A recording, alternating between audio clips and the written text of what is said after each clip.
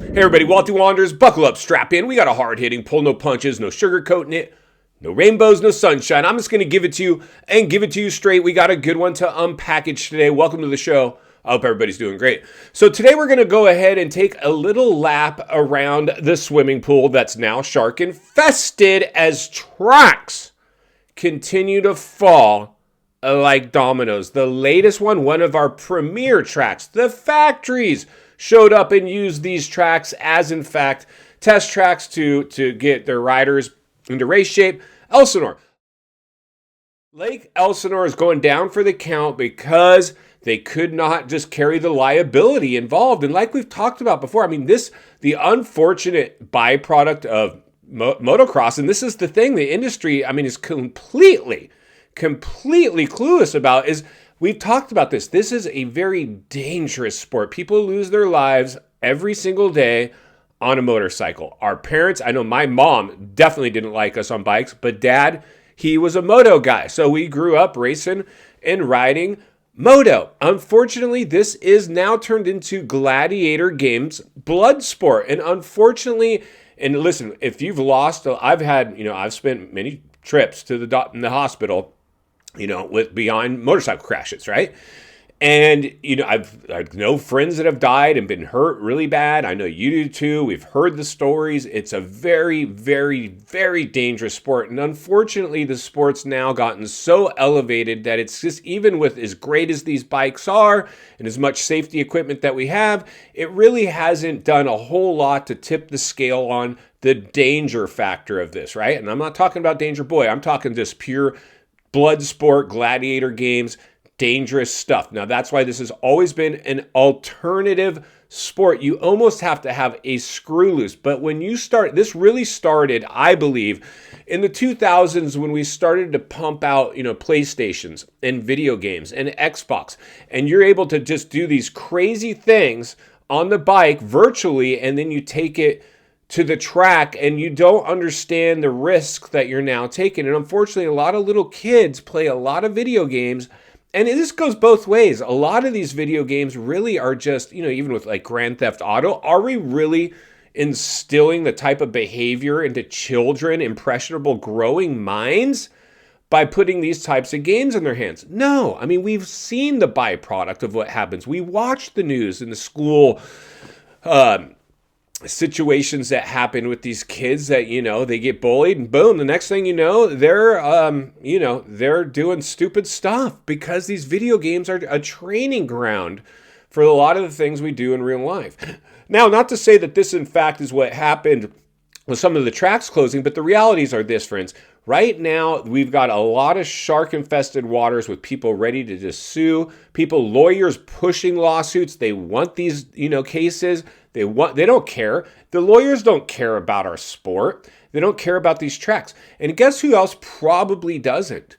The manufacturers at some point, if you're pushing e-bike and an e-bike takeover, this is playing right into your hand, because if these tracks start shutting down, e-bikes open up a lot more ground for us to ride on and be under the radar, potentially. Now, I'm not opposed to e-bikes having a place in the market. I really don't think electric motorcycles, I don't even really dig electric cars, but I get it. I get it. If it's just for fun and recreation, I just don't know if I necessarily want to see it in the professional level, because when you pull motor tuning away from, the sport, it's just now becoming more watered down and more cookie cutter. But unfortunately, what we're seeing now is like LACR, another track. I love LACR is probably one of my favorite tracks. It was close to me, and I really enjoyed that track. And they're gone. Elsinore gone. A bunch of tracks gone because the liability, it's just too hard to know. And insurance companies are already tapping out. Insurance companies are willing to take no risk right now. People's insurance rates are skyrocketing. We got a big issue right now with the economy. And I hate to say it, I went through the 2008 recession in the industry, and I saw what it did, and it took a bite out of our sport in a big way. I think that was just a warm-up. What we could see next is potentially something even bigger. But unfortunately, corporate America and Wall Street has infiltrated the sport. So for them, if your agenda is, I don't care, I want to see electric woke bikes and he, her out there and he, she, him, or whatever the case may be. You know, so some chick wants to strap on junk and go line it up with the boys. Like, she needs to be able to do that, or vice versa. Like, don't worry, Walty, I'm going to squash that movement. Fight, fight, fight. This is the type of things now, like it's like living in an episode of The Twilight Zone, right? Some of the stuff that we have to cover now. But this is the realities of what's happening. Tracks are now starting to go away. They just cannot weather the storm. And like I said, you know, anybody, like, I get it. If my kid got cartwheeled and killed out there on a track, and I'm pissed, like, somebody's got to pay. Like, I understand. I'm not faulting anybody, especially if there was negligence involved or perceived negligence or whatever. And I mean, I get it. Unfortunately, no amount of money is going to bring the kid back. And so the reality is this: most of us understand, like, this is a dangerous sport. You know, it's not if you're going to crash, it's just when and how bad. But unfortunately, shutting down, I mean, that's why I really don't like the emergence of electric bikes, because I really think this is going to play in the hand of just continuing to shut tracks down.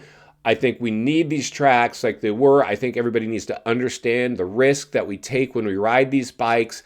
I understand if there's negligence involved, yes, these people should be held accountable. But if it's really just riding on emotion, or some lawyer who's pushing you to press charges because they've convinced you now it was the track's fault, I don't necessarily like that. And the reality is this: even with this big EV push, right? I mean, electric e-bikes are here. And you know what? I would probably be all right with an e-bicycle. Like, let me go thrash around and do some trails and backcountry on one of these rad, you know, e-bicycles. But the motorcycle thing, I do not dig. I mean, that's the progression and where we're going. Unfortunately, there's going to be a byproduct of this. We're getting to like really uncharted territory. Like, and a lot of people might see this as like, this is innovation, the way it should go. But I think some things need to be left alone. And I think motocross is, in fact, one of those. In final thoughts, I come to you as a friend, as a content creator, as a moto guy that wants to see you not only win on the track, off the track. Understand the waters you're swimming in now, they're shark infested. Moto tracks. Welcome to the swimming pool, man. I don't know what to say on this one.